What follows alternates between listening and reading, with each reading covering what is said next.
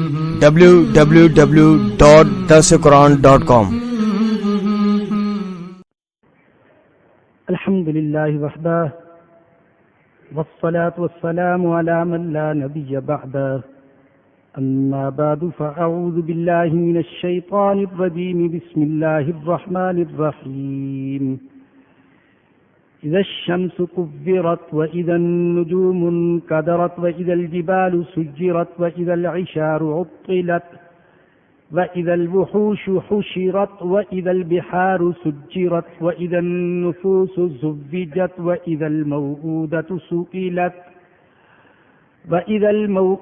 سئلت بأي ذنب قتلت وإذا الصحف نشرت وإذا السماء كشطت وإذا الجحيم سعرت وإذا الجنة أزلفت علمت نفس ما أحضرت فلا أقسم بالخنس الجوار الكنس والليل إذا عسعس والصبح إذا تنفس إنه لقول رسول كريم ذي قوة عند ذي العرش مكين مطاع ثم أمين وما صاحبكم بمجنون ولقد رآه بالأفق المبين وما هو على الغيب بضنين وما هو بقول شيطان رجيم فأين تذهبون إن هو إلا ذكر للعالمين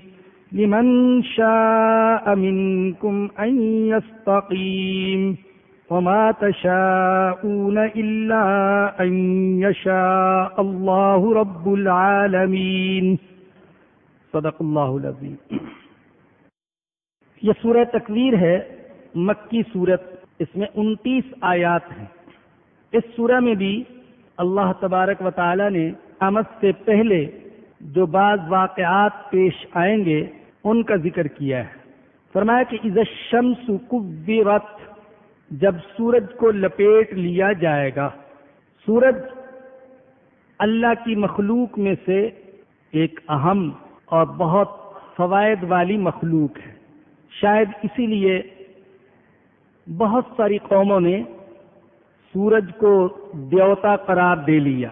اگر سورج نہ ہوتا تو آج پورا کرۂ ارض ہمیشہ کے لیے تاریک رہتا، اور دنیا کے سارے سائنسدان مل کر اور اپنے کل وسائل خرچ کر کے کسی ایک ملک کو بھی ویسے روشن نہیں کر سکتے تھے جیسے سورج پوری دنیا کو روشن کر رہا ہے۔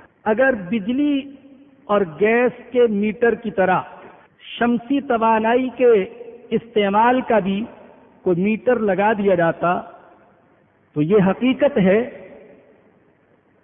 کہ دنیا کے بڑے بڑے بادشاہ اور بڑے بڑے سرمایہ دار پورے سال کا بل نہیں، پورے ایک مہینے کا بل نہیں، ایک دن کا بل بھی اپنے سارے خزانے خرچ کر کے ادا نہیں کر سکتے تھے۔ اگر سورج نہ ہوتا تو پیڑ اور پودے نہ ہوتے، پھل اور پھول نہ ہوتے، سبزیاں اور غذائیں پیدا نہ ہوتی، اور حیوانات باقی نہ رہ سکتے۔ پھر کمال یہ کہ یہ سورج بڑے منظم طریقے سے روشنی اور حرارت دے رہا ہے، نہ یہ بیمار ہوتا ہے، نہ اسے مرمت کی ضرورت پیش آتی ہے، نہ اس میں پٹرول اور ڈیزل ڈالنا پڑتا ہے۔ ایک خاص وقت پر طلوع ہوتا ہے اور ایک خاص وقت پر غروب ہو جاتا ہے۔ اور یہ سورج ہمیں پانی بھی مہیا کرتا ہے۔ 1 منٹ میں پوری دنیا کے سمندروں سے خربوں ٹن پانی بخارات کی صورت میں یہ سورج اوپر اٹھاتا ہے اور وہاں قدرت کے لگائے ہوئے پلانٹ میں یہ کڑوا اور کھاری پانی میٹھا ہوتا ہے، پھر یہ بادلوں کی شکل اختیار کر لیتے ہیں، بادل ہوا کے کندھے پر سوار ہو جاتے ہیں، اور پھر اللہ جہاں چاہتا ہے وہاں ہوا ان بادلوں کو لے جاتی ہے، اور جہاں اللہ چاہتا ہے اور جب چاہتا ہے اور جتنا چاہتا ہے اتنا یہ برستا ہے۔ سورہ نور کی آیت نمبر 43 میں اللہ نے فرمایا أَلَمْ تَرَ أَنَّ اللَّهَ يُزْجِي سَحَابًا ثُمَّ يُؤَلِّفُ بَيْنَهُ ثم يجعله ركاما فترى الودق يخرج من خلاله وينزل من السماء من جبال فيها من برد فيصيب به من يشاء ويصرفه عن من يشاء يكاد سنا برقه يذهب بالأبصار۔ لیکن ایک وقت آئے گا کہ سورج ان میں سے کوئی کام بھی نہیں کر سکے گا، اس کی بساط کو ایسے لپیٹ دیا جائے گا جیسے صبح سو کر اٹھنے والے بستر کو لپیٹ دیتے ہیں۔ اسی کا ذکر فرمایا اذا الشمس کورت، جب سورج کو لپیٹ لیا جائے گا، واذا النجوم انکدرت، جب ستارے بے نور ہو جائیں گے، ستارے جھڑ جائیں گے، آسمان سے گر پڑیں گے۔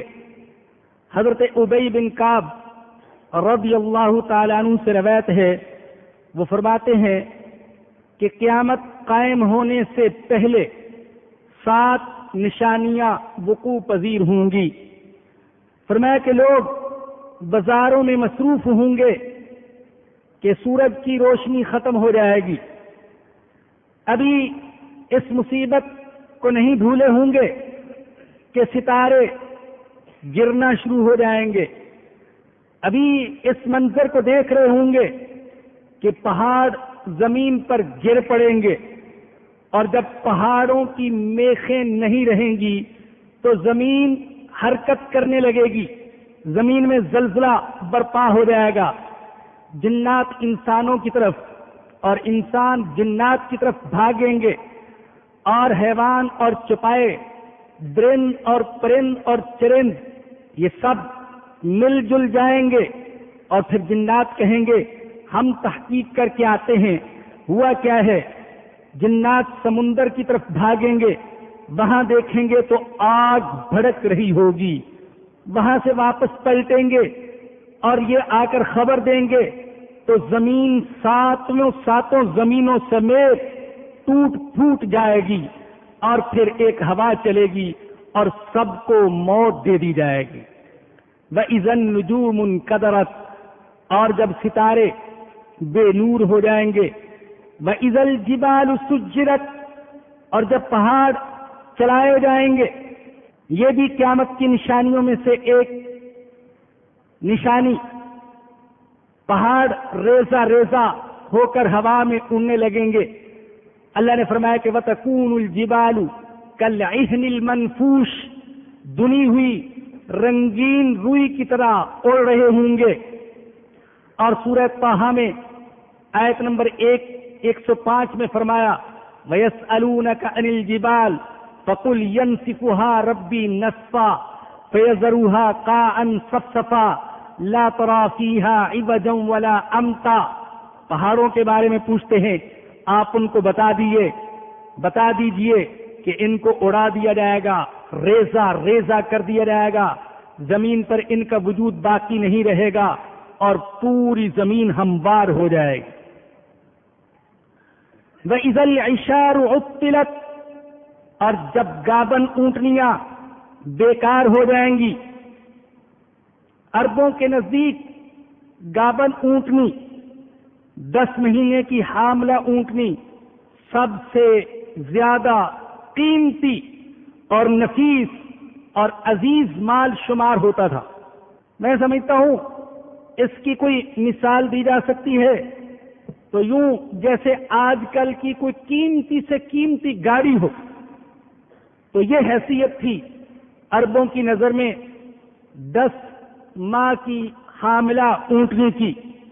لیکن اللہ فرماتے ہیں قیامت کا خوف اور قیامت کا منظر اور قیامت کی دہشت ایسی ہوگی کہ لوگ اپنے اموال کو، اپنی جائیدادوں کو، اپنی قیمتی سے قیمتی چیزوں کو، گاڑیوں کو، کارخانوں کو، فیکٹریوں کو، یہاں تک کہ اولاد کو بھی بھول جائیں گے اور اپنی اپنی جان اور اپنی اپنی ذات کی فکر پڑی ہوگی۔ وَإِذَا الْإِشَارُ عُطِّلَتْ، جبکہ گابن اونٹنیوں کو بیکار چھوڑ دیا جائے گا۔ وَإِذَا الْوُحُوشُ حُشِرَتْ، اور جب جانور جمع کیے جائیں گے، سارے جانور خوف کی شدت کی وجہ سے ایک جگہ جمع ہو جائیں گے، بھیڑیے بھی ہوں گے، شیر بھی، چیتے بھی، خنزیر بھی، ہرن بھی، بھیڑ بکریاں بھی، سارے جانور ایک جگہ۔ لیکن چیتا اپنی چستی اور چالاکی بھول جائے گا، شیر اپنی درندگی کو بھول جائے گا، اور بھیڑیا بھیڑوں اور بکریوں پر حملہ کرنا بھول جائے گا۔ ایسی جان کی فکر پڑی ہوگی کہ حملہ کرنے کا کسی کو خیال بھی نہیں آئے گا۔ آپ اگر کبھی دیکھیں کسی جنگل میں آگ لگ جائے تو اس جنگل میں رہنے والے سارے درندے بھاگ نکل کھڑے ہوتے ہیں، لیکن کسی درندے کو کسی حیوان پر حملہ کرنے کی جرت اور خیال نہیں آتا ہے۔ تو قیامت کا منظر تو جنگل میں آگ لگنے والے منظر سے کہیں زیادہ خوفناک ہوگا۔ جب درندے تک اپنی درندگی بھول جائیں گے تو انسان جو کہ بڑا حساس ہے، اللہ کی حساس مخلوق ہے، تو اس کے جذبات کا کیا عالم ہوگا، یہ کیسے دوسروں کو نہ بھول جائے گا۔ تو فرمایا کہ وَإِذَا الْوُحُوشُ حُشِرَتْ، جب جانور جمع کیے جائیں گے، وَإِذَا الْبِحَارُ سُجِّرَتْ، جب سمندر آگ ہو جائیں گے، سمندروں میں آگ بھڑکا دی جائے گی۔ بات پہلے بھی بتائی جا چکی کہ پانی دو عناصر سے مرکب ہے، آکسیجن اور ہائیڈروجن سے۔ جس اللہ نے ان دو عناصر کو ملا کر پانی بنایا، وہ اللہ اس بات پر قادر کہ ان دونوں عناصر کو الگ کر دے اور پھر ان دونوں عناصر میں وہی تباہی کا سامان آ جائے جو ایٹم بم میں اور ہائیڈروجن بم میں تباہی کا سامان ہوتا ہے، تو سمندروں میں آگ بھڑک اٹھے گی۔ وَإِذَا الْبِحَارُ سُجِّرَتْ وَإِذَا النُّفُوسُ زُوِّجَتْ، اور جب روحیں ملا دی جائیں گی، روحوں کو کس کے ساتھ ملایا جائے گا؟ ایک مطلب تو یہ کہ روحوں کو جسموں کے ساتھ ملا دیا جائے گا، جیسا کہ عرض کیا جا چکا کہ جسم کہاں بھی ہو، اللہ اس بات پر قادر کہ روح کا کنیکشن اس جسم کے ساتھ جوڑ دے۔ بالفرض اگر کسی کے جسم کے لاکھ ٹکڑے اور لاکھ ذرے بھی ہو چکے ہوں تو اللہ اس بات پر قادر کہ اس روح کا تعلق ان لاکھ ٹکڑوں کے ساتھ جوڑ دے، چاہے ان میں سے ایک ٹکڑا مغرب میں، ایک مشرق میں، ایک شمال میں اور ایک جنوب میں، ایک سمندر میں اور ایک زمین میں کیوں نہ ہو، اللہ روح کا تعلق جسم کے ان ذرات اور اجزاء کے ساتھ ملا سکتا ہے۔ اگر انسان اس بات پر قادر کہ دنیا کے ایک کونے سے دوسرے کونے تک آواز ملا سکتے ہیں اور صورت پہنچا سکتے ہیں اور کنیکشن جوڑ سکتے ہیں، تو میرا اللہ، جس اللہ نے انسان کو یہ عقل عطا کی ہے، وہ انسان سے کہیں زیادہ قدرت رکھتا ہے۔ تو ایک مطلب تو یہ بیان کیا گیا وَإِذَا النُّفُوسُ زُوِّجَتْ، کہ جب روحوں کو جسموں کے ساتھ ملا دیا جائے گا، اور دوسرا مطلب اس کا یہ کہ عقائد اور اعمال کے اعتبار سے لوگوں کو مختلف جماعتوں اور ٹکڑوں میں تقسیم کر دیا جائے گا۔ آج تو دنیا میں سب ملے جلے رہتے ہیں، اللہ معاف فرمائے ہمیں، لیکن اللہ نہ کرے ہم میں سے ہو سکتے ہیں کوئی منافق بھی ہو اور مومن بھی ہیں، یہاں فاسق اور صالح اکٹھے رہتے ہیں، عابد و زاہد اور شرابی اور زانی ملے جلے رہتے ہیں، بدنیت اور نیک نیت اکٹھے رہتے ہیں، اللہ کے مقبول اور مردود مخلوط رہتے ہیں، لیکن قیامت کے دن ایسا نہیں ہو سکے گا۔ سورہ یاسین کی آیت نمبر 59 میں اللہ نے فرمایا میں حکم دوں گا وَامْتَازُوا الْيَوْمَ أَيُّهَا الْمُجْرِمُونَ، اے مجرموں آج میرے نیک بندوں سے جدا ہو جاؤ۔ دنیا میں تو تم ملے جلے رہتے تھے، پہچان نہیں سکتے تھے لوگ تمہیں، تم میں سے بعض ایسے بھی تھے کہ انہوں نے شکلیں تو نیکوں جیسی بنا رکھی تھی، بظاہر تو اچھے نظر آتے تھے، لیکن میں جانتا تھا کہ اندر سے یہ گندے ہیں، ایمان اندر نہیں اترا، غلاظت بھری ہوئی ہے، نفاق بھرا ہوا ہے، یہ میں جانتا تھا۔ وہ جرائم جو تم چھپ چھپ کر کیا کرتے تھے وہ میں جانتا تھا، لیکن میں نے دنیا میں پردہ ڈالے رکھا، تمہیں ذلیل و رسوا نہیں کیا، تمہارے بیوی بچوں کے سامنے، تمہارے عزیزوں رشتہ داروں اور دوستوں کے سامنے، لیکن آج ایسا نہیں ہوگا۔ آج تو فرق کا دن ہے، امتیاز کا دن ہے، فیصلے کا دن ہے۔ وَامْتَازُوا الْيَوْمَ أَيُّهَا الْمُجْرِمُونَ، اے مجرموں آج جدا ہو جاؤ، آج سب کو گروہوں اور جماعتوں میں تقسیم کر دیا جائے گا۔ جیسا کہ ایک دوسری جگہ اللہ پاک نے فرمایا سورۃ الواقعہ کی آیت نمبر 7 میں فرمایا کہ وَكُنْتُمْ أَزْوَاجًا ثَلَاثًا، تمہیں 3 جماعتوں میں تقسیم کر دیا جائے گا۔ فَأَصْحَابُ الْمَيْمَنَةِ مَا أَصْحَابُ الْمَيْمَنَةِ، وہ دائیں ہاتھ والے کیا ہے دائیں ہاتھ والے، وَأَصْحَابُ الْمَشْأَمَةِ مَا أَصْحَابُ الْمَشْأَمَةِ، اور بائیں ہاتھ والے کیا ہیں بائیں ہاتھ والے، وَالسَّابِقُونَ السَّابِقُونَ، اور کچھ وہ لوگ ہیں جو دائیں ہاتھ والوں سے بھی آگے بڑھ جائیں گے۔ اولئک المقربون، یہ ہے میرے مقرب، فی جنات النعیم، نعمتوں کے باغات میں ہوں گے۔ تو وہاں انسانوں کو تقسیم کر دیا جائے گا۔ یہ جماعت ہے کفار کی، مشرکین کی، منافقین کی، اللہ کے نافرمانوں کی، متکبروں کی، سرکشوں کی، ظالموں کی۔ اے اللہ ہمیں اس جماعت میں شامل نہ فرمانا۔ اور یہ جماعت ہے اللہ کے نیک بندوں کی، اے اللہ ہمیں تو ان کی جوتیوں میں جگہ عطا فرما دینا۔ اور یہ جماعت ہے مقربین کی، محبوبین کی، اے اللہ تو ہمیں ان کی محبت نصیب فرما دینا۔ تو ایک مطلب یہ بیان کیا گیا وَإِذَا النُّفُوسُ زُوِّجَتْ، اور جب روحیں ملا دی جائیں گی، یا جب روحوں کو، نفوس کو، اشخاص کو تقسیم کر دیا جائے گا الگ الگ جماعتوں میں۔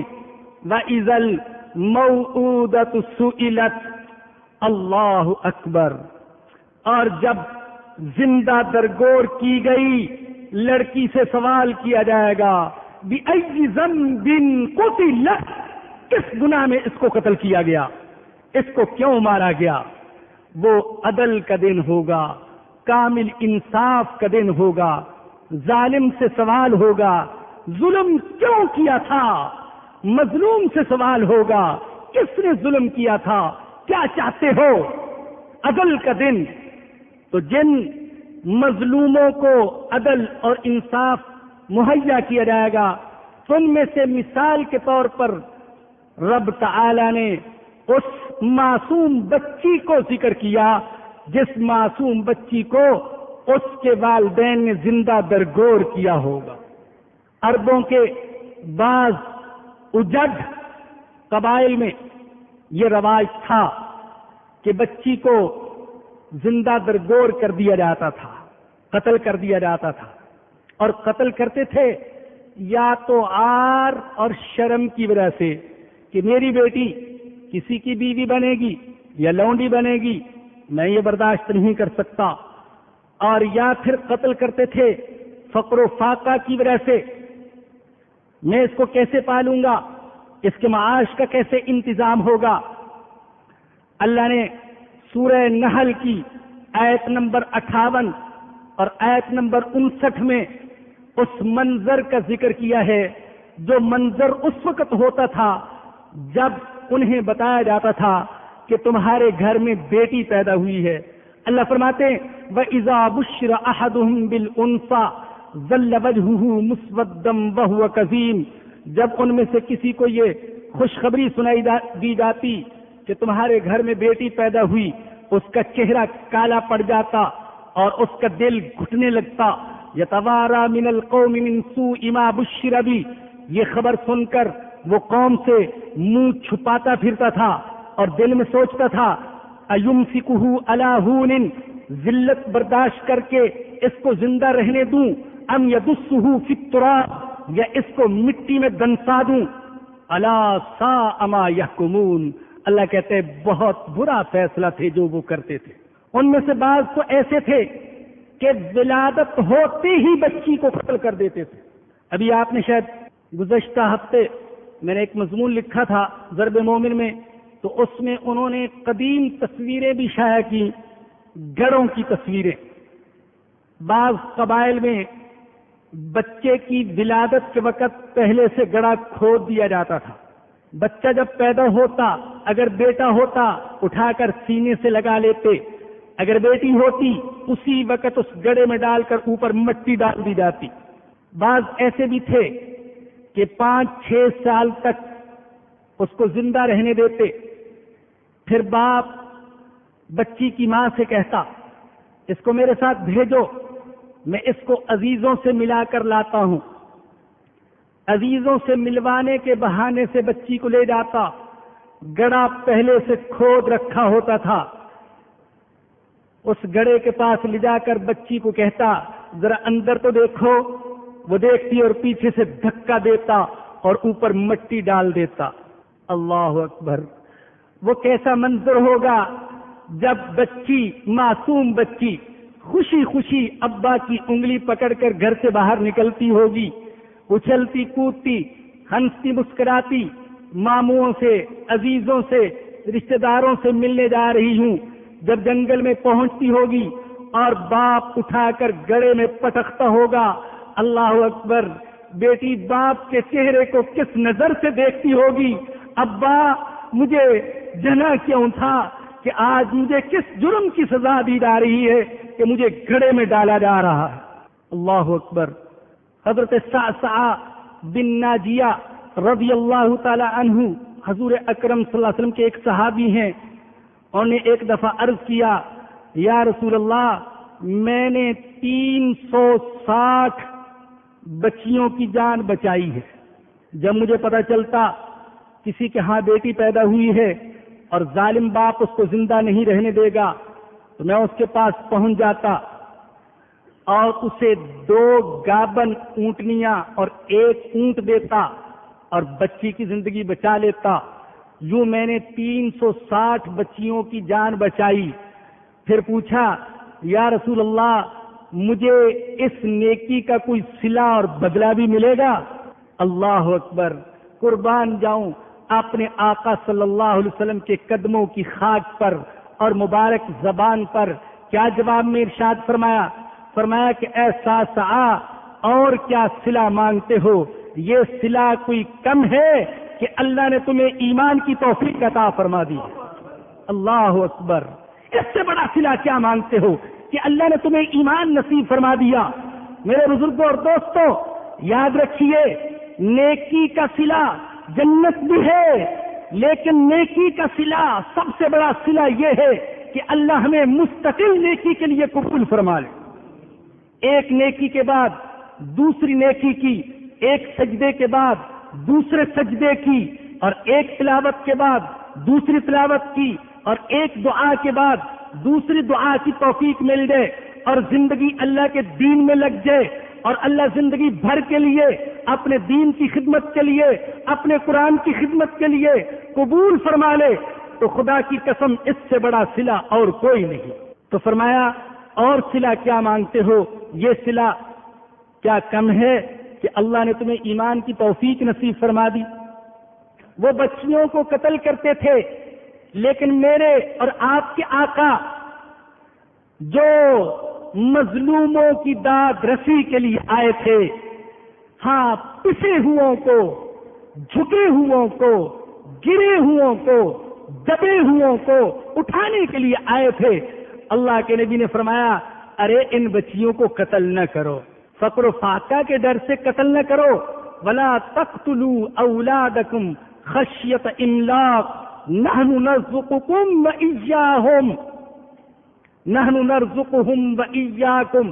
سورہ اسراء کی آیت نمبر 31 ہے. فرمایا کہ ان کو فقر و فاقہ کے ڈر سے قتل نہ کرو، ان کو بھی ہم رزق دیتے ہیں اور تمہیں بھی ہم رزق دیتے ہیں.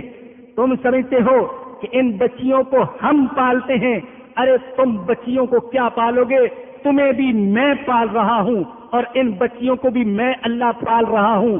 اور بعض حضرات نے فرمایا ایک جگہ اللہ نے نرزقہم بچوں اور بچیوں کو، اولاد کو پہلے ذکر کیا، وإیاکم والدین کو بعد میں ذکر کیا. اس میں نقطہ بعض حضرات نے یہ بیان فرمایا کہ اللہ بتانا چاہتے ہیں کہ ارے ان بچوں کو بھی رزق میں دے رہا ہوں اور ان بچوں کی برکت سے تمہیں بھی رزق دے رہا ہوں. بچوں کی برکت سے، ضعیفوں کی برکت سے، کمزوروں کی برکت سے اللہ پاک طاقت والوں کو اور اللہ والدین کو بھی روزی دیتے ہیں. تو فرمایا قتل نہ کرو. اور رسول اکرم صلی اللہ علیہ وسلم نے بچی کی تعلیم و تربیت کے فضائل بیان فرمائے. سنیں، توجہ سے سنیں میری وہ مائیں بہنیں اور بیٹیاں جو مغربی تہذیب سے اور آج کل کے مادر پدر آزاد صحافیوں کے پروپیگنڈے سے متاثر ہوتی ہیں، جن میں تاثر دیا جاتا ہے کہ گویا اسلام تو عورت کے حقوق کو چھینتے ہے اور مغرب نے عورت کو حقوق دیے. مغرب نے عورت کو حقوق نہیں دیے، مغرب نے عورت سے حیا چھین لی، ممتا چھین لی، عفت چھین لی، عصمت چھین لی. وہ جو بیٹی اور ماں جس پر ہم فخر کیا کرتے تھے، آج مغرب سے متاثر ہونے والیوں میں نہ وہ ماں دکھائی دیتی ہے اور نہ وہ بیٹی دکھائی دیتی ہے. مغرب نے تو نرم دل عورت کو سنگ دل بنا دیا. ابھی میں عرض کروں گا کیسے سنگ دل بنایا. حضور اکرم صلی اللہ علیہ وسلم نے تو بیٹی کو زندگی عطا کی، بیٹی کو حقوق دیے، بیٹی کی تعلیم و تربیت کے فضائل بیان کیے. وہ فضائل جو بیٹے کی تعلیم و تربیت کے بیان نہیں فرمائے، وہ بیٹی کی تعلیم و تربیت پر بیان فرمائے. حضرت انس رضی اللہ عنہ سے روایت ہے، قال رسول اللہ صلی اللہ علیہ وسلم من عال جاریتین حتی تبلغا جاء یوم القیامہ انا وہو کہاتین وضم اصابعہ. اللہ کے نبی نے فرمایا کہ جس شخص کو اللہ نے 2 بیٹیاں عطا کی اور پھر اس نے ان بیٹیوں کی کفالت اور تربیت اور پرورش کی، وہ قیامت کے دن آئے گا اور جنت میں میرے ساتھ ایسے ہوگا جیسے میرے ہاتھ کی یہ 2 انگلیاں ہیں. صحیح مسلم میں روایت ہے، فرمایا کہ من ابتلی من البنات بشیء فاحسن الیہن کان سترا من النار. فرمایا کہ جس کو اللہ نے بیٹیاں عطا کی اور پھر اس نے بیٹیوں کے ساتھ اچھا سلوک کیا، یہ بیٹیاں اسے جہنم کی آگ سے بچانے کا ذریعہ بن جائیں گی، رکاوٹ بن جائیں گی اس کے درمیان اور جہنم کی آگ کے درمیان. ایک حدیث میں اللہ کے نبی نے فرمایا من کانت لہ انثی، جس کو اللہ نے بیٹی عطا کی پھر اس نے بیٹی کو زندہ درگور نہیں کیا، بیٹی کی توہین بھی کی نہیں کی اور بیٹے کو بیٹی پر ترجیح بھی نہیں دی. یہ الفاظ سن لیجیے، بیٹوں کو فوقیت دینے والوں، میں نے ایسے بیٹے بھی دیکھے ہیں جنہوں نے باپ کو گریبان سے پکڑا، ایسے بیٹے بھی دیکھے ہیں جنہوں نے باپ کو دھکے دے کر گھر سے باہر نکال دیا. تو فرمایا کہ ولم یؤثر، اور جس نے اپنے بیٹے کو بیٹی پر ترجیح نہ دی ادخلہ اللہ الجنہ، اللہ اس کو جنت میں داخل فرمائے گا. حضور اکرم صلی اللہ علیہ وسلم نے بیٹیوں کی تعلیم و تربیت کے فضائل بیان فرمائے. اللہ اکبر. آج مغربی تہذیب سے متاثر ہونے والی ماؤں، بہنوں اور بیٹیوں میں وہ حیا نہ رہی جو حیا ان کا زیور تھی، جو ان کی امتیازی پہچان تھی. دجالی تہذیب سے متاثر ہو کر اور قرآنی تعلیمات سے دور ہو کر ایسا لگتا ہے کہ عورت جاہلیت کے دور میں واپس چلی گئی۔ اللہ اکبر، اللہ اکبر، اللہ اکبر، اللہ اکبر۔ کیسے عرض کروں؟ پچھلے دنوں ایک اخبار میں رپورٹ پڑھی ایک رفاہی ادارے کے بارے میں جو لاوارث لاشوں کی تدفین کرتا ہے۔ انہوں نے لاوارث لاشوں کی تدفین کے سلسلے میں یہ بھی بتلایا کہ ہم اب تک ہزاروں معصوم نوزائیدہ پیدا ہونے والے، نئے پیدا ہونے والے بچوں کی لاشوں کو بھی سپرد خاک کر چکے ہیں۔ اور یہ بچوں کی لاشیں کہاں ملی؟ گندے نالوں پر، کچرا کنڈیوں میں، ویران راستوں میں، جھولوں میں۔ ان میں سے بعض لاشیں ایسی تھیں جن کو صرف مارنے پر اکتفا نہیں کیا گیا تھا، مارنے کے بعد جلایا گیا تھا۔ ایسی لاشیں بھی تھیں کہ معلوم ہوتا تھا کہ کسی سنگ دل نے ٹانگوں سے پکڑ کر پیدا ہونے والے بچے کو چیر دیا۔ ایسی لاشیں بھی تھیں جن کو کتوں اور بلیوں نے بھمبور کر مار دیا۔ ایسی لاشیں بھی تھیں کہ بھوک اور موسمی حالات کی وجہ سے وہ نیا پیدا ہونے والا بچہ تڑپ تڑپ کر مر گیا۔ ہزاروں بچوں کی لاشیں۔ اندازہ کیجئے، اپنے گھر کی فکر کیجئے۔ ہم تو دور جاہلیت میں واپس جا رہے ہیں، ماڈرن بننے کے شوق میں۔ ماں بہن نے سر سے دوپٹہ اتارا، پردہ اتارا، حجاب اتارا، اور مولوی کو دو چار گالیاں دی، فحش فلمیں، فحش گانے، مخلوط محفلیں، مخلوط مجلسیں، اور آج بدکاری کا یہ عالم کہ انہوں نے کہا کہ سال بھر میں جو ہمیں لاشیں ملتی ہیں، میں ہمیں پر زور اس لیے دے رہا ہوں کہ بہت سی لاشیں ایسی بھی ہوتی ہوں گی جو کسی کو ملتی نہیں ہوں گی۔ سال بھر میں 500 بچوں کی لاشیں اور 100 زندہ بچے۔ اور اس میں قابل ذکر بات جس کی طرف متوجہ کرنا چاہتا ہوں وہ یہ کہ انہوں نے بتایا کہ ان لاشوں میں 80% لاشیں بچیوں کی ہوتی ہے۔ 80% لاشیں۔ گویا کہ بیٹی پیدا ہوگی تو مار دیا، بیٹی پیدا ہوگی ہسپتال میں، زندہ بچی کو بینچ پر چھوڑ کر ماں بھاگ گئی، باپ بھاگ گیا، سنبھالے جس کو سنبھالنا ہے، ہم سے نہیں سنبھالی جاتی۔ اور اس رفاہی ادارے کے سربراہ نے بتلایا کہ ایسا بھی ہو رہا ہے کہ چونکہ الٹرا ساؤنڈ کے ذریعے سے پتہ چل جاتا ہے کہ بیٹا ہے یا بیٹی، اگر بیٹی ہو تو پہلے ہی حمل ضائع کروا دیا جاتا ہے۔ اللہ اکبر۔ اللہ کے نبی نے تو بیٹی کو تحفظ دینے کا حکم دیا تھا۔ آج مسلمان کتنا دور چلا گیا، اور اللہ کیا فرما رہے ہیں؟ وَإِذَا الْمَوْءُودَةُ سُئِلَتْ، زندہ درکور کی گئی، ظلم سے ستائی گئی، بیٹی سے پوچھا جائے گا اس باپ نے تیرے اوپر کیوں ظلم کیا تھا، کیا گناہ کیا تھا؟ بِأَيِّ ذَنبٍ قُتِلَتْ، کس گناہ میں قتل کی گئی؟ ہمارے اوپر لازم ہے، ہم دین کی بات کرنے والوں پر لازم ہے کہ ہم عورت کے حقوق بیان کریں، بچیوں کے حقوق بیان کریں،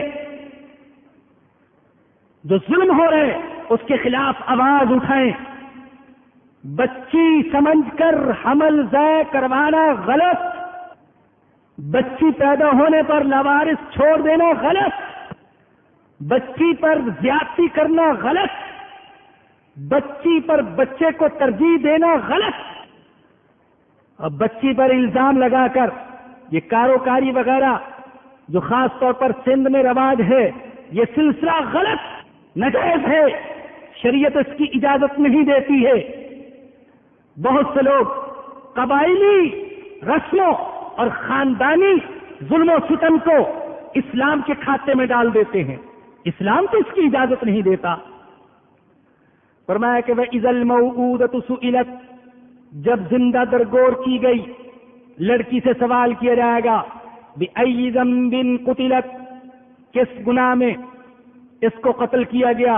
وَإِذَا الصُّحُفُ نُشِرَتْ، اور جب اعمال نامے کھول دیے جائیں گے، انسان مرتا ہے تو اعمال نامے بند کر دیے جاتے ہیں، لیکن قیامت کے دن اعمال نامے کھول دیے جائیں گے، اور پھر کسی کا اعمال نامہ دائیں ہاتھ میں اور کسی کا بائیں ہاتھ میں دیا جائے گا۔ سورہ کہف کی آیت نمبر 49 میں ہے، اللہ فرماتے ہیں وَوُضِعَ الْكِتَابُ، اعمال نامہ سامنے رکھ دیا جائے گا، فَتَرَى الْمُجْرِمِينَ مُشْفِقِينَ مِمَّا فِيهِ، مجرم اس کو دیکھ دیکھ کر ڈریں گے، وَيَقُولُونَ يَا وَيْلَتَنَا مَا لِهَذَا الْكِتَابِ لَا يُغَادِرُ صَغِيرَةً وَلَا كَبِيرَةً إِلَّا أَحْصَاهَا، یہ کیسا اعمال نامہ ہے، یہ کون ہے لکھنے والے، ایسی باریک باریک باتیں لکھ دی جو ہمارے تصور میں بھی نہیں تھی، بڑے گناہ بھی لکھ دیے اور ہمارے چھوٹے چھوٹے گناہ بھی اس میں لکھ دیے، بڑی بڑی نیکیاں بھی لکھ دی اور چھوٹی نیکیاں بھی لکھ دی، کوئی چیز نہیں چھوڑی۔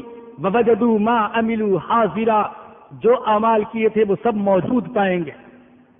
وَإِذَا الصُّحُفُ نُشِرَتْ، جب اعمال نامے کھول دیے جائیں گے۔ وَإِذَا السَّمَاءُ كُشِطَّتْ، اور جب آسمان کی کھال کھینچ دی جائے گی، جیسے بکری کی کھال اتاری جاتی ہے، اللہ آسمان کی کھال اتار دیں گے، یا جیسے چھت کو ادھیڑ دیا جاتا ہے ایسے آسمان کی چھت کو ادھیڑ دیا جائے گا۔ یہ نیلی چھت باقی نہیں رہے گی، یہ سورج چاند ستارے باقی نہیں رہیں گے، ایک نیا آسمان وجود میں آئے گا۔ سورہ ابراہیم کی آیت نمبر 48 میں ہے یوم تبدل الارض غیر الارض والسماوات وبرزوا للہ الواحد القہار، زمین کو بھی بدل دیا جائے گا اور آسمانوں کو بھی بدل دیا جائے گا اور اللہ کے سامنے کھڑے ہوں گے جو قہار ہے۔ وَإِذَا الْجَحِيمُ سُعِّرَتْ، اور جب دوزخ کی آگ بھڑکائی جائے گی، کس کے ذریعے سے بھڑکائی جائے گی، ایندھن کیا ہوگا؟ اللہ نے بیان فرمایا یا ایھا الذین آمنوا قوا انفسکم واہلیکم نارا، اے ایمان والو اپنے آپ کو بچاؤ، اپنے اہل و عیال کو بچاؤ اس آگ سے، وقودھا الناس والحجارہ، جس کا ایندھن انسان اور پتھر ہوں گے۔ وَإِذَا الْجَنَّةُ أُزْلِفَتْ، اور جب جنت کو قریب لایا جائے گا، متقین کے قریب لایا جائے گا۔ سورہ قاف کی آیت نمبر 31 میں اللہ نے فرمایا وَأُزْلِفَتِ الْجَنَّةُ لِلْمُتَّقِينَ غَيْرَ بَعِيدٍ هَذَا مَا تُوعَدُونَ لِكُلِّ أَوَّابٍ حَفِيظٍ مَنْ خَشِيَ الرَّحْمَنَ بِالْغَيْبِ وَجَاءَ بِقَلْبٍ مُنِيبٍ۔ اللہ اکبر، متقین کے قریب جنت کو لایا جائے گا، اور یہ کون ہے جو بن دیکھے اللہ سے ڈرا کرتے تھے، ان سے کہا جائے گا ادخلوها بسلام، سلامتی کے ساتھ اس میں داخل ہو جاؤ۔ یہ ساری چیزیں بیان کرنے کے بعد آخر میں فرمایا، یہ ما قبل کا جواب ہے، علمت نفس ما احضرت، ہر شخص جان لے گا کہ وہ کیا لے کر آیا ہے، ہر شخص کو پتہ چل جائے گا، کھڑا لے کر آیا، کھوٹا لے کر آیا، نیکیاں زیادہ لایا، برائیاں زیادہ لایا، کیا لایا ہے ہر کسی کو پتہ چل جائے گا۔ سورہ آل عمران کی آیت نمبر 30 میں فرمایا یوم تجد کل نفس ما عملت من خیر محضرا وما عملت من سوء، نیکیوں کو بھی موجود پائے گا، بدیوں کو بھی موجود پائے گا، اور اپنے گناہوں کو دیکھ کر آرزو کرے گا تود لو ان بینہا وبینہ امدا بعیدا، اے کاش میرے گناہوں اور میرے درمیان بڑا لمبا فاصلہ ہوتا۔ علمت نفس ما احضرت فلا اقسم بالخنس، اللہ اکبر، قرآن کی فصاحت پر قربان جائیے، قرآن کے اسلوب پر قربان جائیے۔ ارے لوگوں کیا ہو گیا، کہ آج ہمیں قرآن میں مزہ نہیں آتا اور گندگی میں مزہ آتا ہے، گانوں میں مزہ آتا ہے، ہمارے دل کیسے کالے ہو گئے کہ اللہ کی کتاب سن کر دلوں میں وحشت پیدا ہوتی ہے اور ہم سننے کے لیے تیار نہیں ہوتے اور تلاوت کے لیے وقت نہیں نکلتا۔ یہ تو دلوں کو کھینچنے والا کلام ہے، مقناطیس ہے ایمان والوں کے دلوں کے لیے۔ فلا اقسم بالخنس الجوار الکنس واللیل اذا عسعس والصبح اذا تنفس۔ اللہ اکبر، ہزاروں شاعریاں قربان ہوں قرآن پر۔ اللہ نے فرمایا کہ میں قسم اٹھاتا ہوں بالخنس، ان ستاروں کی جو پیچھے ہٹ جاتے ہیں، الجوار الکنس، ان ستاروں کی جو سیر کرتے ہیں، چلتے رہتے ہیں اور غائب ہو جاتے ہیں، واللیل اذا عسعس، اور قسم اٹھاتا ہوں رات کی جب ختم ہونے لگتی ہے، والصبح اذا تنفس، اور قسم اٹھاتا ہوں صبح کی جب وہ نمودار ہوتی ہے۔ تین قسمیں کھا کر اللہ نے فرمایا کیا؟ انہو لقول رسول کریم، ارے یہ قرآن عالی مقام فرشتے کی زبان کا پیغام ہے۔ تین قسمیں کھا کر فرمایا۔ اور اللہ نے قرآن میں کئی جگہ قرآن کی حقانیت اور قرآن کی صداقت بیان کرنے کے لیے قسمیں کھائی ہیں۔ سورہ واقعہ میں فرمایا فلا اقسم بمواقع النجوم وانه لقسم لو تعلمون عظیم انه لقرآن کریم، میں ستاروں کے مواقع کی قسم اٹھاتا ہوں اور اگر تمہیں علم ہو تو تم جانو کہ یہ کتنی بڑی قسم ہے، اور قسم کھا کر کیا کہتا ہوں؟ انه لقرآن کریم، یہ تو بڑا عالی مقام قرآن ہے، عزت والا قرآن ہے، مکرم کلام ہے۔ فی کتاب مکنون لا یمسہ الا المطہرون، اور سورہ حاقہ میں فرمایا فلا اقسم بما تبصرون وما لا تبصرون، ارے ان چیزوں کی بھی قسم، ہائے اللہ، قسم کو دیکھیے اللہ کیا قسم کھا رہے ہیں، ان چیزوں کی بھی قسم جو تمہیں نظر آتی ہے اور ان چیزوں کی بھی قسم جو تمہیں نظر نہیں آتی اور مجھے نظر آتی ہے۔ فلا اقسم بما تبصرون وما لا تبصرون انه لقول رسول کریم، یہ تو عالی مقام فرشتے کی زبان کا پیغام ہے۔ وما هو بقول شاعر، ارے یہ شاعر کا کلام نہیں ہے۔ قلیلا ما تؤمنون، تم بہت کم ایمان لاتے ہو۔ ولا بقول کاہن، اور یہ کاہن کا کلام نہیں ہے۔ قلیلا ما تذکرون، تم بہت کم نصیحت حاصل کرتے ہو۔ تنزیل من رب العالمین، یہ تو رب العالمین کی طرف سے نازل کیا ہوا کلام ہے۔ ارے اللہ نے تو مشرکوں کو خطاب کر کے کہا تھا تم بہت کم ایمان لاتے ہو، بہت کم نصیحت حاصل کرتے ہو، لیکن کیا آج ہمارے جیسے قرآن سے منہ موڑنے والے مسلمانوں کو نہیں کہا جا سکتا کہ تم بہت کم ایمان لاتے ہو قرآن پر اور بہت کم نصیحت حاصل کرتے ہو قرآن سے اور بہت کم توجہ دیتے ہو قرآن پر؟ قسمیں کھا کر کہا۔ اور وہ واقعہ ایمانی واقعہ پورا تو نہیں، اس کا کچھ حصہ سنا دیتا ہوں ایمان تازہ کرنے کے لیے۔ امام اصمعی رحمت اللہ علیہ فرماتے ہیں کعبہ کا طواف کرتے ہوئے بدو نے پوچھا اے اصمعی کچھ قرآن میں سے تو سناؤ۔ میں نے سورہ زاریات کی وہ آیت پڑھی فَوَرَبِّ السَّمَاءِ وَالْأَرْضِ إِنَّهُ لَحَقٌّ مِثْلَ مَا أَنَّكُمْ تَنْطِقُونَ۔ علی مقام فرشتے کی زبان کا پیغام ہے، ذی قوت، جو قوت والا ہے، عند ذی العرش مکین، عرش والے کے نزدیک اونچے درجے والا ہے، مطاع، سردار ہے، ثم امین، وہاں امانت دار ہے، سردار بھی ہے، امانت دار بھی۔ وما صاحبکم بمجنون، اللہ اکبر، یہ کس کے بارے میں ہے؟ میرے اور آپ کے آقا کے بارے میں، جو دنیا کو عقل سکھانے کے لیے آئے تھے۔ جب انہیں دنیا والوں کو قرآن سنایا تو میرے اور آپ کے آقا کو مجنون کہا گیا۔ دیوانہ کہا گیا، اور اللہ کہہ رہے وما صاحبکم بمجنون، ارے بیوقوفو، تمہارا یہ ساتھی جس نے تمہارے ساتھ زندگی کے 40 سال گزرے ہیں، یہ مجنون نہیں۔ ارے تم نے اس کی تجارت دیکھی، اس کے معاملات دیکھے، اس کی معاشرت دیکھی، اس کی صورت دیکھی، اس کے اخلاق دیکھے، اور تم نے خود اس کو لقب دیا تھا صدیق اور امین کا، اور 40 سال کے بعد جب میرے رسول نے میرے حکم پر دعویٰ کیا انا رسول اللہ، میں اللہ کا رسول ہوں، تو آج تم میرے نبی کو دیوانہ کہنے لگے۔ وما صاحبکم بمجنون، تمہارا ساتھی مجنون نہیں۔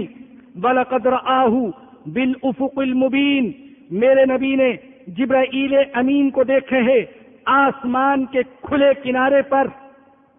یہ حضور اکرم صلی اللہ علیہ وسلم کی خصوصیت، امت میں سے نہیں، سارے نبیوں میں سے یہ خصوصیت کہ ہمارے آقا نے جبرائیل امین کو زندگی میں 2 دفعہ ان کی اصلی صورت میں دیکھا۔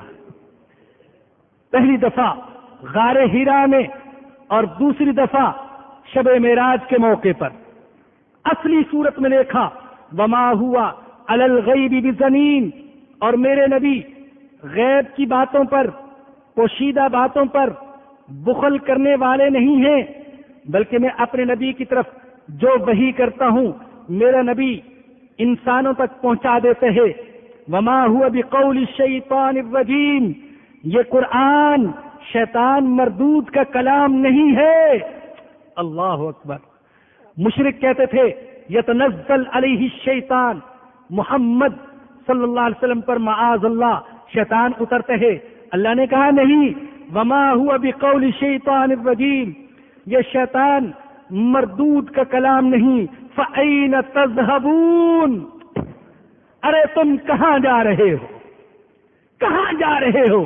قرآن کو چھوڑ کر کہاں کہاں ٹھوکریں کھا رہے ہو، کہاں کہاں درماندہ پھر رہے ہو؟ اگر تمہیں عزت ملے گی تو قرآن میں عزت ملے گی، یہ عزت دینے والا کلام ہے۔ اگر تم قرآن کو چھوڑو گے تو ذلیل ہو کر رہ جاؤ گے۔ وہ معزز کے زمانے میں مسلمان ہو کر ہم ذلیل و خوار ہوئے، تارک قرآن ہو کر۔ اگر قرآن کو چھوڑو گے تو زندگیاں تلخ ہو جائیں گی، زندگیوں میں حقیقی سکون باقی نہیں رہے گا۔ سورۃ طٰہٰ کی آیت نمبر 124 میں فرمایا وَمَنْ أَعْرَضَ عَنْ ذِكْرِي فَإِنَّ لَهُ مَعِيشَةً ضَنْكًا وَنَحْشُرُهُ يَوْمَ الْقِيَامَةِ أَعْمَىٰ، جو میرے قرآن سے اعراض کرے گا، منہ پھیرے گا، میں اس کی زندگی کو تلخ کر دوں گا، اور میں اس کو قیامت کے دن اندھا کر کے اٹھاؤں گا۔ قال رب لم حشرتنی اعمیٰ، عرض کرے گا میرے رب مجھے اندھا کر کے کیوں اٹھایا؟ وقد كنت بصیرا، میں تو آنکھوں والا تھا۔ اللہ فرمائے گا کذالک اتتک آیاتنا فنسیتها وکذالک اليوم تنسیٰ، میرا کلام، میری آیتیں تیرے پاس آئی تھی، تم نے ان کو بھلا دیا تھا، تم ان سے اندھے بن گئے تھے، میرے کلام کو دیکھنا گوارا نہیں کرتے تھے، آج میں نے تم کو حقیقی اندھا بنا دیا۔ جاؤ، تجھے بلا دیا گیا ہے۔ اگر قرآن کو چھوڑو گے بیماریوں کا شکار ہو جاؤ گے، جسمانی، روحانی، ہر طرح کی بیماریاں، شفا صرف قرآن میں ہے۔ وَنُنَزِّلُ مِنَ الْقُرْآنِ مَا هُوَ شِفَاءٌ وَرَحْمَةٌ وَرَحْمَةٌ لِّلْمُؤْمِنِينَ وَلَا يَزِيدُ الظَّالِمِينَ إِلَّا خَسَارًا، قرآن میں ایمان والوں کے لیے شفا ہے، اور قرآن میں ایمان والوں کے لیے رحمت ہے۔ اگر ہدایت چاہتے ہو تو بھی قرآن کو تھامنا پڑے گا۔ ذالک الکتاب لا ریب فیہ ھدی للمتقین، اگر دلوں کا زنگ اتارنا چاہتے ہو تو بھی قرآن سے تعلق جوڑنا ہوگا۔ اللہ کے نبی نے فرمایا دلوں کو زنگ لگ جاتا ہے، کہنے والوں نے کہا یا رسول اللہ یہ زنگ اترے گا کیسے؟ اللہ کے نبی نے فرمایا یہ زنگ اترے گا قرآن کی تلاوت سے اور موت کو یاد کرنے سے۔ اللہ اکبر۔ اگر فتنوں سے بچنا چاہتے ہو تو بھی قرآن سے تعلق جوڑنا ہوگا، ترمذی میں حضرت علی رضی اللہ عنہ کی روایت ہے، اللہ کے نبی نے فرمایا فتنے ہوں گے. عرض کیا یا رسول اللہ فتنوں سے بچاؤ کیسا ہوگا، کیسے ہوگا؟ فرمایا اے علی فتنوں سے بچنے کے لیے کتاب اللہ کو تھامنا پڑے گا. میرے بزرگوں اور دوستوں، قرآن حق کلام ہے، سچ کلام ہے. قرآن میں عزت ہے، ہدایت ہے، نور ہے، شفا ہے. اور قرآن ہمیں وہ عزت، وہ غلبہ عطا کر سکتا ہے جو ہم کسی اور طریقے سے حاصل نہیں کر سکتے. اس کے لیے ضروری ہے قرآن کی تلاوت کی جائے، قرآن کو سمجھا جائے، قرآن میں غور و تدبر کیا جائے، قرآن کی اشاعت کی جائے. یہ جو درس قرآن کی یہ ناقص سی کوشش ہے، ناقص سا بندہ، ناقص سی کوشش. اللہ کی قسم یہ بھی اسی لیے ہے، یہ کوئی روایتی درس نہیں ہے خانہ پوری والا کہ ایک پیشہ ور مولوی کو کوئی جگہ چاہیے تھی بیان کرنے کے لیے تو ایک جگہ مل گئی. نہیں، رب کعبہ کی قسم نہیں. میرا اللہ میرے جذبات کو جانتے ہیں، میری نیت کو جانتے ہیں، میرے خیالات کو جانتے ہیں. نہ یہ تقریر کو چمکانے کے لیے یہ اس مجلس کی ضرورت ہے اور نہ اپنا معاشی مسئلہ حل کرنے کے لیے اس کی ضرورت ہے. یہ انشاءاللہ قرآن کے پھیلانے کی، قرآن کے نور کو پھیلانے کی ایک کوشش ہے اور ایک تحریک ہے. میرے اللہ نے مجھے توفیق دی، میں تو اللہ سے مانگتا ہوں اور آپ سے بھی دعا کرتا ہوں، درخواست کرتا ہوں کہ دعا کیجیے گا. اور میں عہد کرتا ہوں کہ انشاءاللہ میری زندگی قرآن کا نور پھیلانے کے لیے وقف ہے انشاءاللہ العزیز. اس قرآن سے تعلق کو جوڑیے. خدا را آج تو ہم پوری دنیا میں ذلیل ہو رہے. جب اخبار اٹھاتے ہیں سوائے ذلت کی خبروں کے اور کچھ نہیں ہوتا.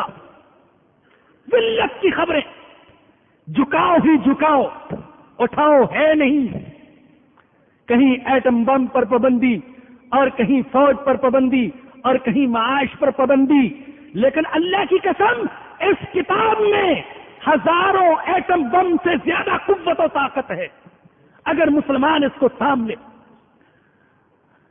مسلمان اس کے ساتھ اپنا ٹوٹا ہوا رشتہ جوڑ لے، تو میرے بزرگوں اور دوستوں یہ ایک ناقص سی کوشش ہے. آپ تشریف لائے، آپ سے درخواست ہے مستقل تشریف لاتے رہے. الحمدللہ ہم نے عرض کیا کہ 3 باتیں ہم کہتے ہیں: بشرکت، دعوت، اشاعت. ایک تو بھائی شریک ہوا کریں، دوسرا دوسروں کو دعوت دیا کریں، اور تیسرا اس کی اشاعت کی کوشش فرمائیں. کیسٹ کے ذریعے سے، سی ڈی کے ذریعے سے. اور وضاحت بار بار کرنا مناسب نہیں، لیکن جو ساتھی یہ کام کر رہے ہیں ان کا کوئی کاروبار مقصود نہیں، اپنی جیب سے پیسہ لگا کر یہ کام کر رہے ہیں. اور بتایا آپ کو کہ الحمدللہ ان کی کوشش اور محنت کی برکت سے آج پوری دنیا میں صرف اس 4-5 مہینے میں ہماری جو انٹرنیٹ پر سائٹ ہے اس پر 2 لاکھ سے زیادہ افراد آئے. الحمدللہ. اللہ پاک ہمیں مزید قرآن کے نور کو اور قرآن کے علوم کو پھیلانے کی توفیق نصیب فرمائے. فَأَيْنَ تَذْهَبُونَ؟ اللہ فرما رہے ہیں کہاں جا رہے ہو، کہاں جا رہے ہو قرآن کو چھوڑ کر. ان ہوا الا ذکر للعالمین، یہ جہاں کے لوگوں کے لیے نصیحت ہے. لمن شاء منکم ان یستقیم، یعنی اس کے لیے جو تم میں سے سیدھی راہ پر چلنا چاہتا ہے، اس کے لیے نصیحت ہے. وما تشاءون الا ان یشاء اللہ رب العالمین، اور تم کچھ بھی نہیں چاہ سکتے مگر یہ کہ اللہ چاہے جو کہ رب العالمین ہے. اللہ اکبر. بتلایا گیا ہدایت چاہتے ہو تو قرآن کو مضبوطی سے تھام لو، لیکن قرآن کو تھامنے کی قدرت بھی ملے گی اللہ کی توفیق سے. لہذا اللہ سے توفیق مانگو کہ اے اللہ تو قرآن سے ہدایت حاصل کرنے اور قرآن کے حقوق ادا کرنے کی ہم کو توفیق عطا فرما دے. وآخر دعوانا ان الحمد للہ رب العالمین. آخر میں ایک پہلی بات جو آپ سے کہنی ہے وہ تو یہ کہ سن ہجری جو ہے اس کا پہلا مہینہ محرم الحرام اور آج اس کا پہلا دن تھا اور آج دوسری ہے، اس کا آغاز ہوا۔ اس سال کے آغاز پر میں اپنی طرف سے اور اپنے دوستوں کی طرف سے تمام ساتھیوں کو دلی مبارکباد پیش کرتا ہوں، اور آپ سے بھی درخواست ہے کہ خوب اپنے ساتھیوں کو مبارکباد دیں۔ یہ مہینہ رونے دھونے کا مہینہ نہیں ہے، یہ اسلامی سال کا آغاز ہے، اور شہادت تو ویسے بھی رونے دھونے کی چیز نہیں ہے۔ شہادت تو ایک سعادت ہے، اللہ کی طرف سے ایک مقام ہے، اور اسلام کی تاریخ میں تو اتنی شہادتیں ہیں کہ اگر ہم ہر شہادت کا ماتم شروع کر دیں تو سال کے دنوں میں سے کوئی ایک دن بھی ہمارا ماتم سے خالی نہیں جائے گا۔ تو بہرحال اس کے آغاز پر آپ کو مبارکباد پیش کرتا ہوں، اور دوسری آپ سے درخواست یہ کرتا ہوں کہ چونکہ 10 محرم الحرام کے روزے کی بڑی فضیلت اللہ کے نبی نے بیان فرمائی ہے، تو 10 محرم کا روزہ ضرور رکھیں، اور اس کے ساتھ 9 یا 11ویں کا ملا لیں، 2 روزے آپ رکھیں، اس کا بہت زیادہ ثواب ہے۔ اور ایک تیسری بات یہ عرض کرنی ہے کہ آج کا جو درس ہے، بعض ساتھیوں کو ہم نے یوں کہا کہ بھی آج خصوصی درس ہوگا۔ الحمدللہ ہر درس ہی خصوصی ہوتا ہے، اللہ کا کلام عمومی نہیں ہے، اللہ کا کلام خصوصی ہے، اخص ہے۔ الحمدللہ ہر درس ہی خصوصی ہوتا ہے، لیکن آج کے درس میں چونکہ خاص طور پر قرآن کا موضوع تھا اور قرآن کی حقانیت و صداقت کا موضوع، اور گویا کہ ہمارے پروگرام کی ایک وضاحت، تو اس لیے اس کو ہم نے خصوصی کا عنوان دیا۔ آج کے درس کی کیسٹ میں ساتھیوں سے درخواست کروں گا اپنی اپنی طاقت اور اپنے اپنے وسائل کے مطابق زیادہ سے زیادہ پھیلانے کی کوشش کرے۔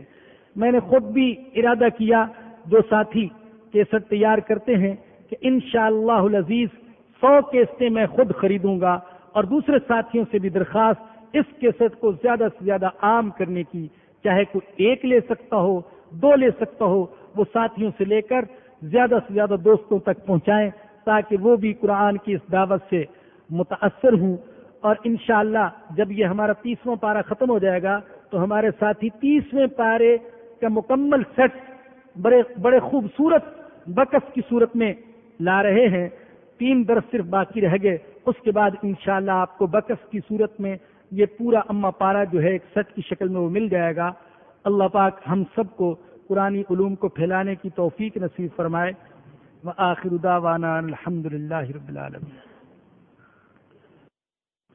الحمدللہ رب العالمین والصلاة والسلام علی سید الانبیاء والمرسلین۔ ربنا ظلمنا انفسنا وان لم تغفر لنا وترحمنا لنکونن من الخاسرین۔ اے اللہ، ہم بہت گناہگار ہیں، تو اپنے فضل و کرم سے ہمارے صغیرہ کبیرہ گناہوں کو معاف فرما دے۔ یا اللہ، ہم شرمندہ ہیں، نادم ہیں، یا اللہ تو ہمارے گناہوں کو معاف فرما دے، ہماری توبہ کو قبول فرما لے۔ اے اللہ قرآن حکیم کے سارے حقوق ادا کرنے کی توفیق نصیب فرما دے۔ یا اللہ، قرآن کو پڑھنے کی، سمجھنے کی، اس کے مطابق عمل کرنے کی اور اس کو پوری دنیا میں پھیلانے کی توفیق نصیب فرما دے۔ اے اللہ تو کمزوروں سے بڑے بڑے کام لے سکتا ہے۔ اے اللہ تو چونٹی سے ہاتھی جیسے کام لے سکتا ہے۔ اے اللہ، ہم بڑے کمزور ہیں، یا اللہ تو ہم سے دین کا کوئی کام لے لے، یا اللہ اپنی کتاب مقدس کی خدمت کا کوئی کام لے لے۔ اے اللہ تو ہماری زندگیوں کو قرآن کی خدمت و اشاعت کے لیے قبول فرما لے۔ یا اللہ اسے پڑھنے، پڑھانے، سمجھنے، سمجھانے اور عمل کرنے اور پوری دنیا میں پھیلانے کی توفیق نصیب فرما دے۔ یا اللہ ہمیں قبول فرما، ہماری اولادوں کو قرآن کی خدمت و اشاعت کے لیے قبول فرما لے۔ اے اللہ، ہمارا خاتمہ ایمان پر فرمانا اور قیامت کے دن حضور اکرم صلی اللہ علیہ وسلم کی شفاعت نصیب فرمانا۔ یا اللہ، یہ جو نیا سال شروع ہوا ہے، اس سال کو ہمارے لیے مبارک سال بنا دے، پوری امت کے لیے مبارک بنا دے۔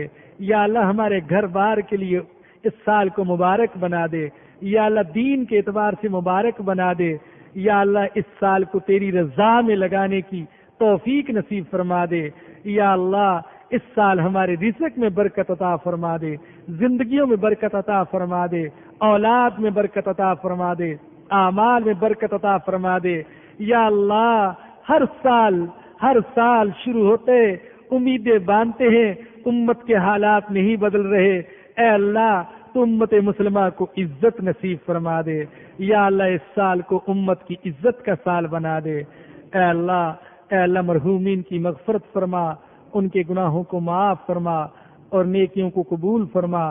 ربنا آتنا فی الدنیا حسنۃ وفی الآخرۃ حسنۃ وقنا عذاب النار۔ ربنا تقبل منا انك انت السميع العليم وتب علينا انك انت التواب الرحيم۔ صلی اللہ تعالی على رسوله وخير خلقه سيدنا ومولانا محمد وآلہ وصحبہ واہل بیتہ اجمعین، آمین برحمتک یا ارحم الراحمین۔ اگلے درس میں بڑے اہم مضامین ہیں، سارے ساتھیوں سے خود بھی شرکت کی درخواست ہے اور احباب کو دعوت دینے کی بھی درخواست ہے، احباب کو دعوت دینے کی بھی درخواست ہے، احباب کو دعوت دینے کی بھی درخواست ہے، احباب کو دعوت دینے کی بھی درخواست ہے۔